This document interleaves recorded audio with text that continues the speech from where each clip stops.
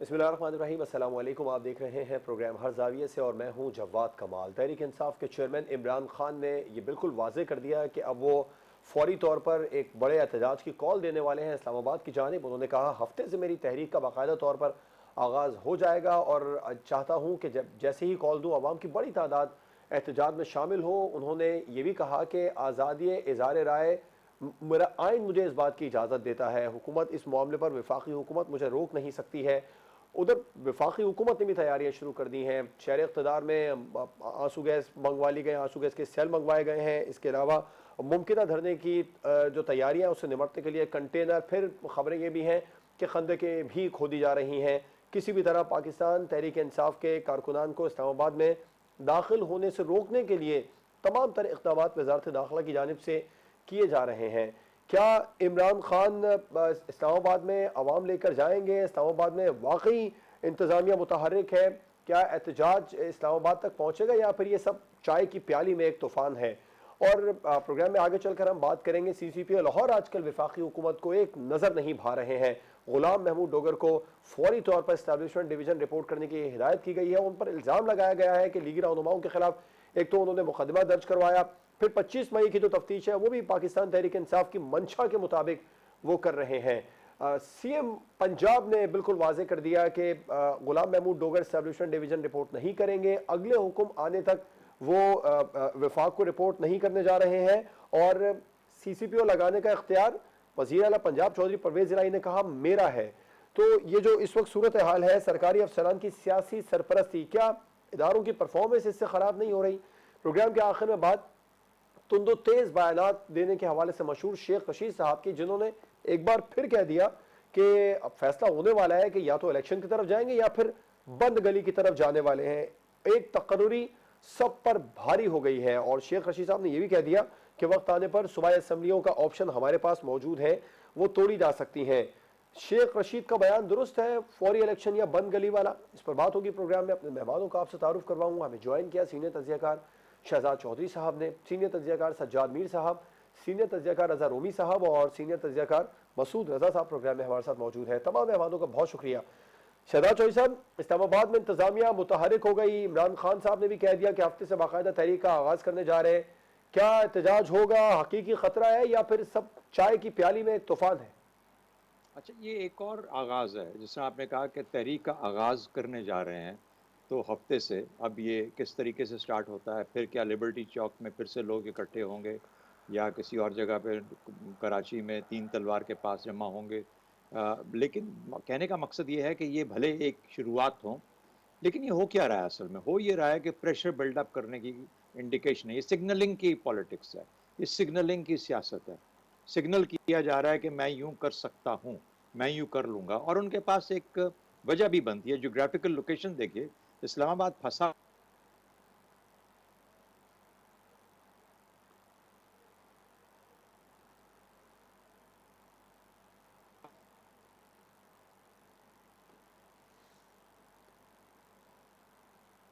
शहजाद चौधरी साहब, आपकी आवाज़ हम तक नहीं पहुंच पा रही। मैं आपकी तरफ वापस तो इस आऊंगा। जी मीर साहब, अब मेरी सजाद मीर आवाज आ रही है साहब, जी आपको? जी बिल्कुल आ रही है। चौधरी साहब हेलो। जी आ रही है सर।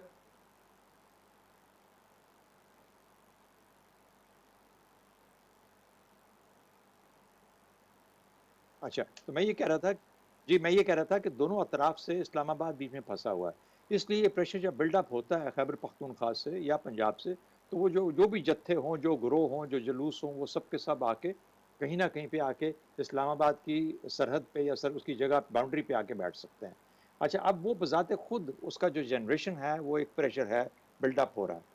इस्लामाबाद के पास या हुकूमत वफाकी हुकूमत के पास क्या ताकत है, कौन सा हल्का है इस्लामाबाद का, वहाँ पे वो क्या कर सकते हैं, उसके डिफेंस को मजबूत कर सकते हैं।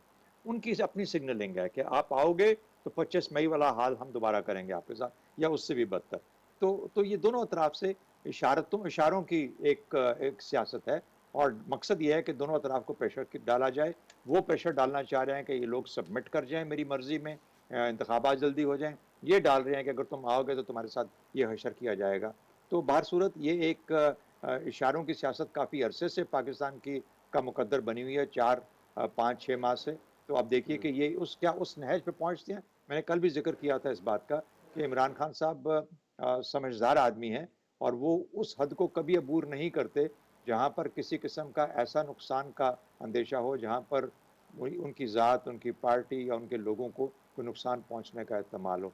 तो आया वो रेवोल्यूशन जिसका हम हमेशा सोचते हैं, कभी श्रीलंका की मिसाल देके, कभी किसी और तरह से, तो क्या ये मुमकिन है कि ऐसे हो सके? मुझे नहीं लगता। तो मुझे ये लगता है कि जैसे कि ये प्रेशर बिल्डअप होगा और फिर खुद ब खुद किसी न किसी तरीके से ज़ायल हो जाएगा। मीर साहब, हफ्ते से बाकायदा तौर पर इमरान खान साहब ने कह दिया कि वो तहरीक का आगाज़ करने के लिए जा रहे हैं। वाकई में इस्लामाबाद में एक बड़ी तादाद में वो आवाम लेकर जाएंगे या चाय की प्याली में तूफान है? ये एक बहुत बड़ा चैलेंज है खुद इमरान खान के लिए भी। और जैसे कि शहजाद चौधरी साहब कह रहे हैं, सिंगलिंग भी हो रही है, वो भी कर रहे हैं और हुकूमत भी कर रही है। लेकिन मैं बार बार कहता हूँ और इसको रिपीट करता हूँ कि ये असल तसादम जो है इमरान और मौजूदा हुकूमती ढांचे में नहीं है, बल्कि इमरान और इस्टेब्लिशमेंट पे है। बल्कि ज़्यादा वाज़ेह करूँ तो इमरान और फ़ौज में है। जिस तरह उन्होंने मौक़िफ़ इख्तियार किया है और ये कहा कि आपको जो फ़ोन आते हैं, उन फ़ोनों को आप खौफ़ को उतार दीजिए, तोड़ फेंकिए, उतार फेंकिए और साफ़ कह दीजिए उनको कि अगर तुम ये करोगे तो हम भी ये करेंगे। ये जवाब वो किसी सनाउल्लाह को नहीं दे रहा, सनाउल्लाह को नहीं दे रहे, या वो शहबाज शरीफ को नहीं दे रहे। ये बात वो जो कह रहे हैं, ये सबको मालूम है कि इसका इशारा किस तरफ है। उन्होंने बड़ी कोशिश की और उनका एक या बयान टीवी चैनल चलाते भी हैं कि मैं अपने पाँव पर आया हूँ, किसी एस्टेब्लिशमेंट की नर्सरी में पल के नहीं आया हूँ। लेकिन दुनिया जानती है कि वो एस्टेब्लिशमेंट ही के सहारे से इक़्तिदार में आए थे, इक़्तिदार में बाकी रहे, इक़्तिदार में चलते रहे, फ़ौज की तारीफ़ करते रहे। जनरल बाजवा को ये कहते रहे कि ऐसा मुतहम्मल जनरल मैंने देखा नहीं है और वो इतना जमहूरियत पसंद जितने वो हैं, कोई दूसरा नहीं है।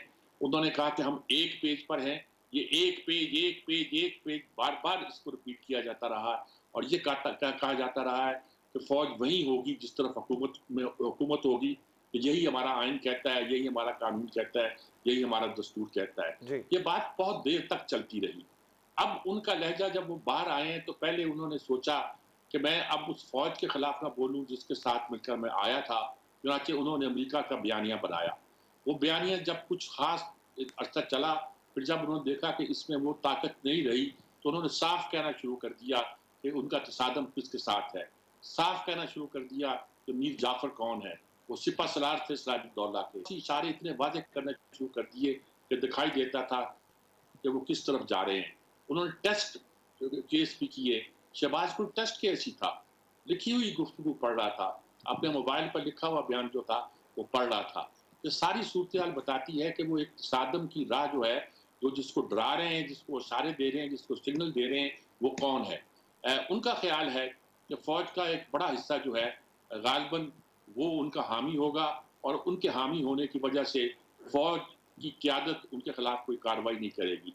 लेकिन फ़ौज की क़यादत को शायद कार्रवाई करने की ज़रूरत महसूस ना हो, तो अगर सूरत ज़्यादा ख़राब हुई, तो स्टेट के पास जी। बहुत अब अभी गाना सुना तो जी। वो फला मज़हबी तंज़ीम है, वो कुछ कर रही थी, लेकिन लगता है कि वो अपनी पूरी तैयारियाँ कर रहे हैं। दूसरे लफ्ज़ों में मैं ये कह सकता हूँ कि एस्टेब्लिशमेंट ने तय कर दिया है कि इमरान खान ने अगर अब इस्लामाबाद पे चढ़ाई की, तो उसको रोका जाएगा। ठीक है। हुकूमत ने तय नहीं किया, वो कहते हैं मैं हुकूमत को करें।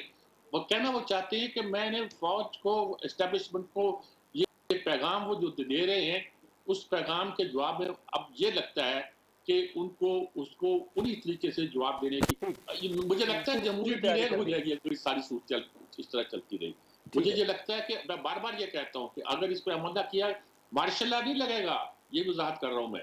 लेकिन जमहूरियत डिरेल होने के कई तरीके हुआ करते हैं।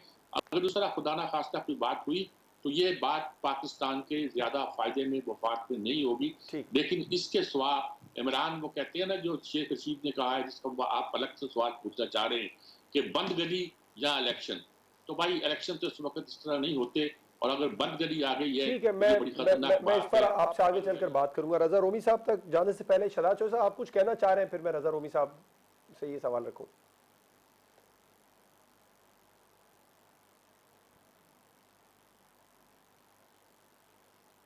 मैं अर्ज़ करना चाह रहा था कि बारहा ज़िक्र होता है हमारे प्रोग्राम में और वैसे भी कि शायद इमरान खान एस्टेब्लिशमेंट को टेक ऑन करना चाहते हैं। यानी एक तो प्रेशर बिल्ड अप करना होता है ना, क्योंकि वो समझते हैं कि फ़ैसला, सियासी फ़ैसला जो इस इंतखाबात का फ़ैसला है, वो शायद एस्टेब्लिशमेंट ने करना है, उनकी समझ, उनकी सोच के मुताबिक। और वो प्रेशर, चाहे वो नाम लेके करें, चाहे वो उनको ललकार के करें, चाहे वो मिस्टर एक्स वाई करके करें, लेकिन वो प्रेशर इंतखाबात और सियासी कोई उनके जो समझते हैं कि उनके सियासी नताइज हासिल करना चाहते हैं, उसके लिए है। लेकिन मैं एक चीज़ बड़ी क्लियर वाज़ेह कर देना चाहता हूँ, और बावजूद इसके कि ये कोशिश की जाती है कि फ़ौज और इमरान खान का किसी तरीके का फ़िज़िकल टकराव हो हम्म। मुल्क के अंदर। खुदा ना ख़ास्ता, पहले तो वो एक बेइंतहा ख़तरनाक चीज़ होगी, और नंबर 2, ये कभी होगा ही नहीं। ये मैं आपको बिल्कुल आज वाज़ेह अंदाज़ में बता सकता हूँ कि ये कभी भी नहीं हो सकता कि पाकिस्तानी फ़ौज पाकिस्तान की किसी सियासी जमात के साथ किसी टकराव की सूरत में आए। इसलिए इस मारूज़े को ठीक। मेरे ख़्याल में अपनी बहस से निकाल देना बहुत बेहतर होगा। राइट, रोमी साहब, इस्लामाबाद में इंतज़ामिया मुतहर्रिक है, इमरान खान साहब वाकई एक बड़ा एहतजाज लेकर जाने वाले हैं इस्लामाबाद?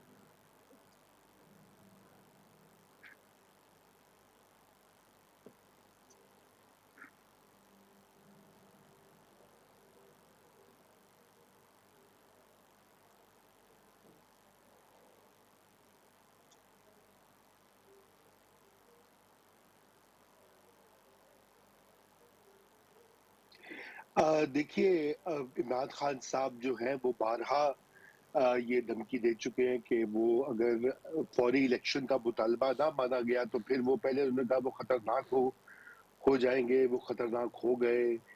और फिर उन्होंने मई में भी उन्होंने एक मार्च की, लॉन्ग मार्च की कोशिश की थी, वो आपको पता है, हुकूमत और बाद में सुप्रीम कोर्ट और पसे पर्दा इस्टेब्लिशमेंट ने उनको रोक दिया था। अब वो दोबारा उसकी तैयारी करें, क्योंकि अब डेस्परेशन का जो आलम है वो बहुत ज्यादा हो चुका है। और उसकी बुनियादी वजह, जैसे मीर साहब ने बड़े वाजे और साफ अल्फाज में बयान कर दिया है, वो आर्मी चीफ की तकर्रुरी का मामला है। वो ये अगरचे कि वो इक़्तिदार में नहीं है, लेकिन वो और उनके सपोर्टर्स जो हैं वो ये समझते हैं कि वो भी इक़्तिदार में है और लेजिटिमेट हक है उनका कि पाकिस्तान को अगर कोई रूल कर सकता है वो तो सिर्फ इमरान खान साहब है। इसलिए ये कमाल की बात है कि पहली बार इस हमने ये देखा है, और शहजाद चौधरी साहब इस बात की तायीद करेंगे कि कभी भी किसी सियासी जमात जो कि ऑपोजिशन में हो, उसने ये मुतालबा नहीं किया कि उनकी मर्जी का या उनकी मशावरत के साथ आर्मी चीफ लगाया जाए। ये एक अनोखा किस्म का मुतालबा है। और जैसे कि बारहा सोशल मीडिया पर ये कहा जाता है, कभी कभी तो मैं भी लिखता हूँ कि अनोखा लाडला खेलन को मांगे आर्मी चीफ। तो ये कुछ अजीबो गरीब मामला है। अब क्यों वो ऐसा चाहते हैं, इसकी जो है तह में जाना जरूरी है। वो इसलिए चाहते हैं कि उनका ये ख्याल है, जो कि मैं समझता हूँ कि बिल्कुल गलत ख्याल है, और पाकिस्तान के सियासतदानों की हमेशा से ये गलती रही है। अब वो जो अफवाज पाकिस्तान और ये इदारा जो है, इसको हमेशा मिसरीड करते रहे। उनका ये ख्याल है कि वो अपनी मर्जी का चीफ अगर लाएंगे या लगवाएंगे या अपॉइंट कर देंगे, तो उनको उससे कोई बहुत बड़ा फायदा हो जाएगा।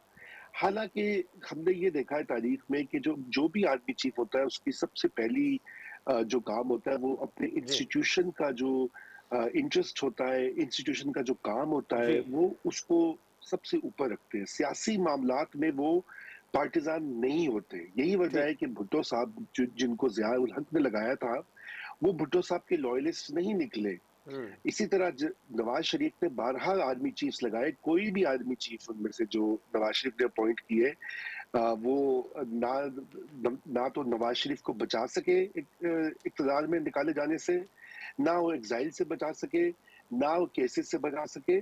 तो इसलिए ये इमरान खान साहब की गलत फहमी है, और इस वजह से वो ये प्रेशर डाल रहे हैं कि फौरी तौर पे इंतखाबात ठीक हो है। जाएं। क्योंकि अगर अभी इंतखाबात का ऐलान होता है, 3 महीने में होते हैं, उसके बाद नई हुकूमत आती है, तो फिर उनको ये मौका मिल जाएगा कि ठीक वो है रोमी आर्मी साहब। चीफ नया लगा दें, क्योंकि वो ये चाहते हैं अप्रैल 2023 से पहले पहले ये सारी इक़्तिदार की मुंतकली हो जाए। अब सवाल ये पैदा होता है कि ये जो जलसों में उन्होंने जारहाना टोन अपनाई है कि अगर आपको नामालूम नंबर से कॉल आए तो आगे से आप धमकी दें, ये भी अनप्रेसिडेंटेड है। नवाज शरीफ और बेनजीर भुट्टो दोनों दो दो बार जी। निकाले गए। नवाज शरीफ तो 3 बार निकाले गए। आपने कभी ये नहीं देखा कि उन्होंने आगे से धमकियों का जवाब धमकियों में कहा हो। नवाज शरीफ ने तल्ख बातें कही, ठीक। कोई शक नहीं है, लेकिन उन्होंने ये नहीं कहा कि आप आगे से पै जाओ, पंजाबी में हम कहते हैं। ये वाली चीज भी इसकी नजीर कम ही मिलती है। जी मसूद साहब, इस्लामाबाद में इंतजामिया मुतहरिक है, हकीकी खतरा या फिर चाय की प्याली में तूफान? जी, बहुत शुक्रिया जवाद। देखें, ये जो कुछ भी हो रहा है, मैं एक अरसे से ये बात कह रहा हूँ कि तमाम लोगों को कुछ पीछे हटना पड़ेगा सूरत हाल को बेहतर बनाने के लिए। कई मौके आए, कभी इमरान खान साहब की तरफ से मुफाहमत की बात की गई और कभी उनकी अपोजिशन की तरफ से बात की गई, लेकिन सब ने ही अपने अपने मौक़ों पर इस मौके को ज़ाया कर दिया। अब इमरान खान साहब जो कॉल दे रहे हैं, ऐसा लग रहा है कि इस्लामाबाद में कंटेनर्स लगाए जा रहे हैं, जैसा आपने बताया, खंदकें खोदी जा रही हैं। कोई दुश्मन फौज तो हमला करने नहीं जा रही, उनके साथ जो लोग होंगे वो पाकिस्तानी लोग होंगे। और अगर राना सनाउल्लाह साहब अपनी पुरानी रविश को इख्तियार करेंगे, तो ये जो तशद्दुद अगर खुदा न खास्ता कोई होता है, तो ये पाकिस्तानी कौम के ऊपर ही होगा। तो ये एक मुस्बत चीज़ नहीं है। जैसे सज्जाद मीर साहब ने कहा कि इससे जमहूरियत को खतरा है, और जैसा शेख रशीद साहब जो बात कह रहे हैं वो बिल्कुल सही है, या तो इलेक्शन या फिर बंद करिए। अब रास्ता क्या है? बात यहाँ हो रही है कि तमाम मामला जो है ये आर्मी चीफ की तैनाती से मुताल्लिक है। मैं ये समझता हूँ कि इमरान खान को ये मालूम होगा कि आर्मी चीफ की तैनाती वो नहीं कर सकते, लेकिन क्योंकि वो पहले दिन से मानते हैं कि जो हुकूमत है ये एक रजीम चेंज के जरिए आई है, इसको लेजिटिमेट नहीं मानते, तो इसके हर इकदाम को वो चैलेंज करते हैं। और ये इसके चैलेंज करने की वजह मुझे ये मालूम होती है कि आगे चलकर वो अपने इस मौक़िफ़ को अपनी सियासत के लिए इस्तेमाल कर सकें। तो ये सियासी बयान मुझे मालूम होते हैं। हकीकी मानों में तो इमरान खान कर ही नहीं सकते ये काम, क्योंकि वो पार्लियामेंट में नहीं है। इसी तरह इलेक्शन का मामला है। इलेक्शन के लिए इमरान खान का बड़ा वाज़ेह मौक़िफ़ है और उनकी जमात इसको कहती रही। फिर इमरान खान ने अपने इंटरव्यू में भी कहा कि ये ऐलान कर दें इलेक्शन की तारीख का, तो हम हर तरह की बातचीत के लिए तैयार हैं। अगर आज भी हुकूमत कहती है कि जी हम 2 महीने बाद इलेक्शन के लिए तैयार हैं, या हम हुकूमत खत्म करने के लिए तैयार हैं, तो फिर आपको कई मसाइल सामने होंगे जो इमरान खान साहब की पार्टी के सामने रखे जा सकते हैं। मिसाल के तौर पर अभी सेंसस कंप्लीट नहीं है। सेंसस के रिजल्ट जो है वो अगले साल मई जून तक आएंगे। इसी फिर यानी डिलिमिटेशन वगैरह उस वक्त तक मुकम्मल होगी। इसी तरह इलेक्शन कमीशन है, इसी तरह मुतादिद ऐसे मामला हैं जो इमरान खान को, उनकी जमात को पार्लियामेंट में लाए बगैर हल नहीं हो सकती। तो अगर इस मसले से इफ़ाम तफ़हीम के साथ निकलना कोई चाहे, तो उसके हल मौजूद हैं। एक डेट बता दी जाए। इलेक्शन तो किसी सूरत में अपने वक्त से पहले नहीं हो सकते, अगर होंगे भी तो शायद एक आध महीने का फर्क पड़ जाए। और जो ये तकर्रुरी का मामला है, रजा रूमी साहब ने दुरुस्त फरमाया। अब तकरीबन सब लोग ये जानते हैं कि आप कितने ही पसंदीदा शख्सियत को लेकर आ जाए, आप कुछ भी समझ के ले आए, तारीख हमें ये बताती है कि होता वही है जो मंजूर खुदा होता है, तो खास फर्क नहीं पड़ता। तो ये सियासत हो रही है और इसमें हमें मालूम ये हो रहा है कि दोनों जो फरीक हैं, चाहे वो पीडीएम हो या वो इमरान खान साहब हो, वो एक दूसरे को बंद गली में ले जाकर दरवाजा बंद करके ताला लगाने की जुस्तजू में लगे हुए हैं। तो काफी अरसे से मैं ये बात कह रहा हूँ, आज फिर रिपीट कर रहा हूँ कि खुदा के लिए सब 2-2, 4-4 कदम पीछे हटें और कोई मुफाहमत की राह निकालें। मुल्क की माशी हालात, मुल्क में सैलाब की सूरत हाल इस तसादुम की मुतहम्मिल नहीं हो सकती। बिल्कुल ठीक है, ब्रेक पर जाएंगे और ब्रेक के बाद हम बात करेंगे सरकारी अफसरान की सियासी जो सरपरस्ती जारी है उससे इदारों की परफॉर्मेंस कितनी ख़राब हो रही है। ब्रेक के बाद फिर बात करेंगे।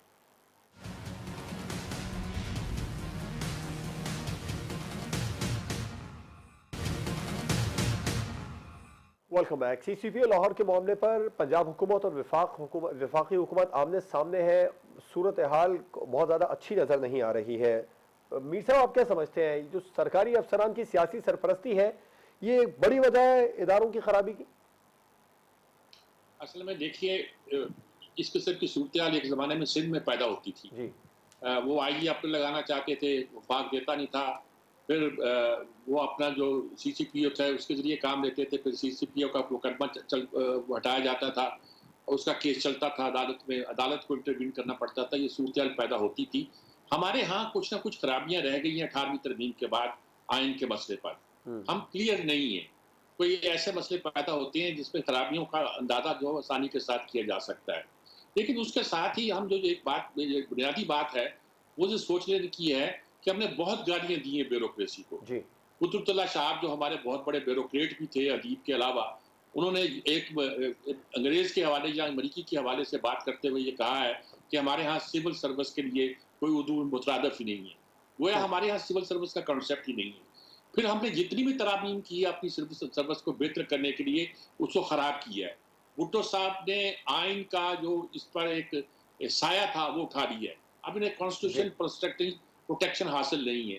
लेटरलिटी पता नहीं क्या क्या कॉन्सेप्ट, हॉरिजॉन्टल वर्टिकल मोबिलिटी, बड़े खूबसूरत कॉन्सेप्ट पैदा किए जिसने सिविल सर्विस को और भी तबाह किया। नई सही कसर मुशर्रफ ने तबाह कर दी और ये ख्याल किया गया कि अवाम के नुमाइंदे जो हैं वो इख्तियार का इस्तेमाल करेंगे। सिविल सर्विस के पास कोई इख्तियार उस तरह नहीं होगा। वो रिपोर्ट मेयर को करेगा और लेकिन उनकी जो ACR है वो उनका बॉस लिखेगा। कुछ ऐसी कन्फ्यूजन क्रिएट की गई जिसके नतीजे के तौर पर सिविल सर्विस एक बेमानी सा अदारा बन के रह गया है। अब जब जरूरत पड़ती है लॉ एंड ऑर्डर के लिए, DC को आपने गाड़ी बना दिया। आपका एक रीढ़ की हड्डी की हैसियत रखता था एक सिविल सर्विस का अदारा, उस अदारे को हमने अंग्रेज की लेगेसी कहा और उसके नतीजे के तौर पर जो मुतबादल हमने पेश करना चाहा था वो नहीं किया। इंडिया ने चेंजेस किए हैं लेकिन वो चेंजेस उन्होंने उस स्ट्रक्चर के अंदर रह के की है। हमारी फौज में चेंजेस नहीं हुई है क्योंकि एक स्ट्रक्चर को चेंज करने के लिए जिस अकल की जरूरत होती है वो हमने इस्तेमाल नहीं किया। आज जो पंजाब की सूरत हाल है, कल वो सिंध की थी, परसों कहीं और की होगी। इस सूरत हाल में क्या ब्यूरोक्रेसी काम करेगी? आपने 6 सेक्रेटरी बदल दिए, 7 IG बदल दिए, हर जिले बिल्कुल ठीक, आपको पॉइंट कानून साजी की मजीद जरूरत है। ठीक है अमीर साहब।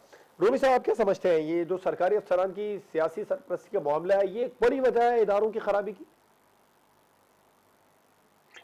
देखिए बिल्कुल है, और यकीनन इससे ना सिर्फ ये कि जो इंडिविजुअल अफसरान है उनके साथ ये काम होता है, बल्कि जो ब्यूरोक्रेसी है वो अस खुद सफर करती है जब आप हर आला ओहदा ट्रांसफर पोस्टिंग को सियासतदानों और सियासी मुहर्रिकात के ताबे कर देते हैं।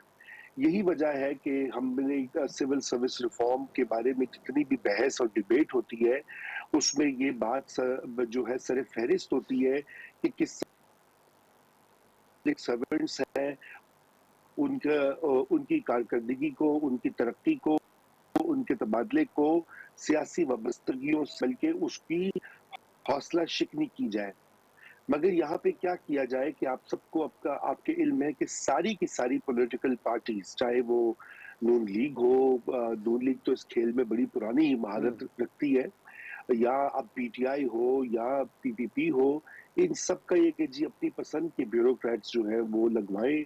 और जी पुलिस तो ऐसी शोबा है कि जहाँ पे वो एक इंस्ट्रूमेंट बन चुका है, अवाम की सेफ्टी का नहीं, अवाम की रिलीफ का नहीं, एजेंडे होते हैं उनके ऊपर अमल दरामद करने के लिए। तो ये जो कुछ हो रहा है, ये पहले जैसे मीर साहब ने कहा सिंध में ये देख चुके हैं।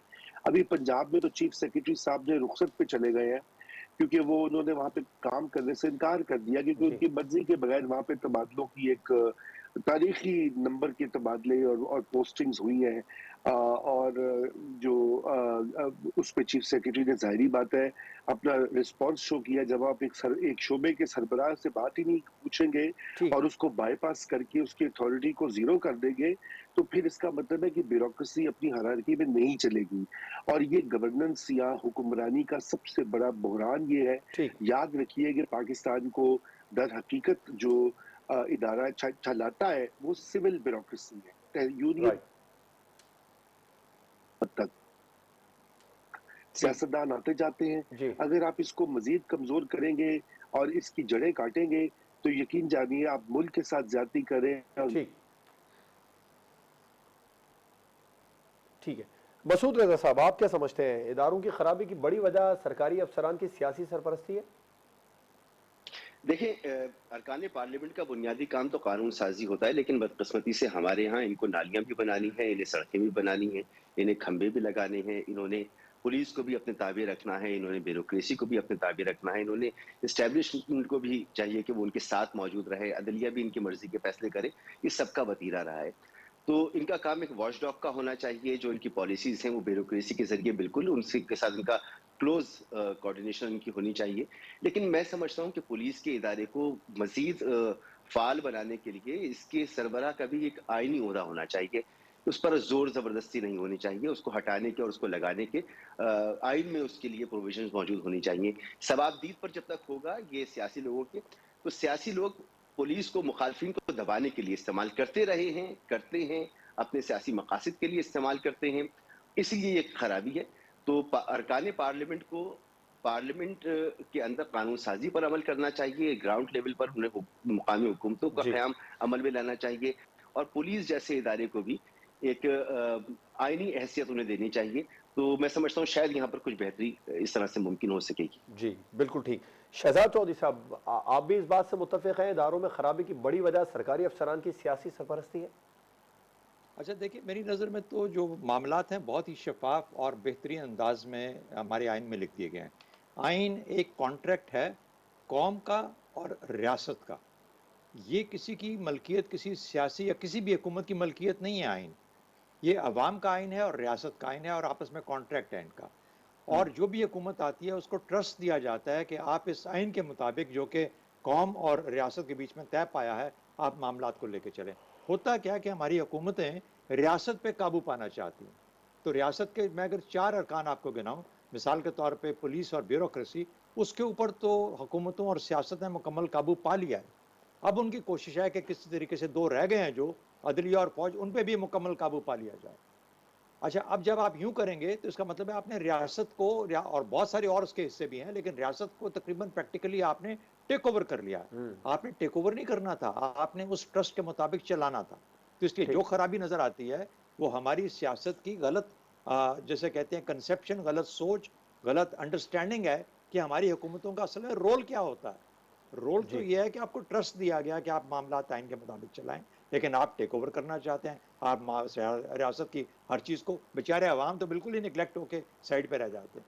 तो ये है हमारा बुनियादी जो बीमारी है हमारी सियासत के अंदर, और जिसकी वजह से ये सारे मसाइल नज़र आते हैं। बिल्कुल ठीक है, ब्रेक पर जाएँगे। ब्रेक के बाद हम बात करेंगे शेख रशीद साहब के उस बयान की जिसमें वो कह रहे हैं कि या तो फ़ौरी इंतखाबात होने जा रहे हैं या फिर बंद गली की तरफ रास्ता जा रहा है।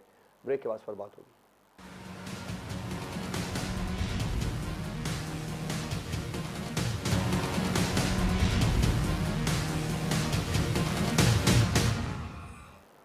Welcome back. साबिक वफाकी वज़ीर दाखिला शेख रशीद साहब ने अहम बयान दिया। उन्होंने कहा कि एक बड़ा फैसला होने वाला है, वो फैसला ये होगा या इलेक्शन की तरफ जाना है या बंद गली की तरफ। रजा रूमी साहब, दुरुस्त है शेख रशीद साहब का बयान? देखिए, शेख रशीद साहब इस तरह के सनसनीखेज देते रहते हैं और यकीनन अभी शहजाद चौधरी साहब ने पहले इस बात का जिक्र किया था जी। कि ये होना मुमकिन ही नहीं है कि अफवाज पाकिस्तान जो है वो किसी एक सियासी पार्टी के साथ जो है इस तरह से वो अंग्रेजी में कहते हैं हॉर्न्स लॉक कर लेंगे या बिल्कुल मखासमाना रास्ते पर चल निकलेंगे। कोई ना कोई सोल्यूशन निकलेगा। आप सबके इल्म में है कि सदर अलवी पहले ही मशावरत करवा रहे हैं। इमरान खान की मुबैना मुलाकात भी हुई है सीनियर आर्मी लीडरशिप के साथ और वो बातचीत जारी है। कोई ना कोई समझौते की सूरत निकलेगी। ये सभी को सूट करता है पाकिस्तान सियासी इंतशार का मजीद। जो आप मईशत का हाल देख सकते हैं, सैलाब के बाद जो सिचुएशन बनी है उसमें तो मईशत मुल्क के साथ मईशत भी डूब गई है जी। और ना ही इस्टेब्लिशमेंट ये चाहेगी कि इस तरह की सिचुएशन मुल्क में मौजूद हो ठीक। और मेरा ख्याल है बड़ी हद तक जो रूलिंग कोalition है वो भी नहीं चाहेगी कि एनार्की हो, कि सब बंद गली की तरफ जाएं। तो राइट। कोई ना कोई रास्ता निकालना पड़ेगा और इसका बेहतरीन तरीका काश कि ये सियासतदान हमारी जमहूरी अक़दार को फॉलो करें, पार्लियामेंट का फोरम इस्तेमाल करें या वो आपस में डायलॉग करें कि इस्टेब्लिशमेंट को बीच में ना आना पड़े, अदलिया के पास आए, बल्कि सियासी मामलात सियासी फोरम्स के ऊपर सियासी मैदान में हल हो। हुँ, लेकिन अभी ऐसा नहीं हो रहा और ठीक। अनफॉर्चुनेटली अभी इस्टेब्लिशमेंट को ही इसमें जो है कुछ ना कुछ कॉम्प्रोमाइज की सूरत निकालनी पड़ेगी हुकूमत के दरमियान। मसूद जी, साहब, फौरी इलेक्शन या बंद गली शेख रशीद साहब ने जो बयान दिया वो दुरुस्त है? देखिए, होना तो ये चाहिए था इस तमाम सूरत हाल में, और मैं समझता हूँ क्या अच्छा होता, आइडियली सिचुएशन होती कि शहबाज शरीफ साहब किसी फोरम पर इमरान खान साहब से कह रहे थे आइए जी बैठ के बात करते हैं, और ये आर्मी चीफ के वाला जो मामला है इसमें भी आप अपना इनपुट दे दीजिए, या चले कोई रास्ता निकाले पार्लियामेंट में आके बैठ जाती हैं। शेख रशीद साहब जो कह रहे हैं वो सनसनीखेज बयान यही करते हैं जैसे नजर उम्मीद साहब फरमा रहे हैं, लेकिन मुझे जो नजर आ रहा है वो ये कि आर्मी चीफ की तकर्री हो जाएगी और उसके बाद शायद हुकूमत कोई ना कोई इलेक्शन की तारीख का ऐलान दे दे, वरना सूरत हाल क्या है कि या तो इमरान खान को गिरफ्तार किया जाए, वो भी ये पीडीएम इत्तेहाद के हक में बात नहीं जाएगी, खुदा न खास्ता वायलेंस की कोई सूरत हाल पैदा होती है तो वो भी अच्छी तस्वीरें सामने नहीं जी। आएंगी, न मुल्क के अंदर न मुल्क के बाहर। और मुल्क की, मैं पहले भी कह चुका हूँ कि जो मईशत की सूरत हाल है, जो मुल्क की मजमूई सूरत हाल है, वो अब मजीद तसादुम की मुतहम्मिल नहीं हो सकती। तो सियासी इस्तेहकाम के लिए इस वक्त पीडीएम इत्तेहाद, खासतौर पर शहबाज शरीफ साहब की मैं समझता हूँ जिम्मेदारी है कि वो आए, इंटरवीन करें, दिलेराना कोई बयान दें और इमरान खान साहब को इंगेज कर लें अपने साथ। और ठीक। फिर अगर इमरान खान साहब ये बात ना माने तो ये इमरान खान साहब के लिए सियासी तौर पे बहुत बुरा होगा। शहजाद चौधरी साहब, शेख रशीद साहब का बयान दुरुस्त है, फौरी इंतखाबात या फिर बंद गली? देखिए, शेख रशीद साहब के बयान से कतई नज़र दो चीज़ हम आम तौर पे बात करते हैं नवंबर की तब्दीली की, हम भूल जाते हैं कि एक और बहुत बड़ा फैक्टर है जो ये डिसाइड करेगा कि बंद गली होगी या इलेक्शन होंगे, और वो एक अदालती रिव्यू है जो इस वक्त चल रहा है।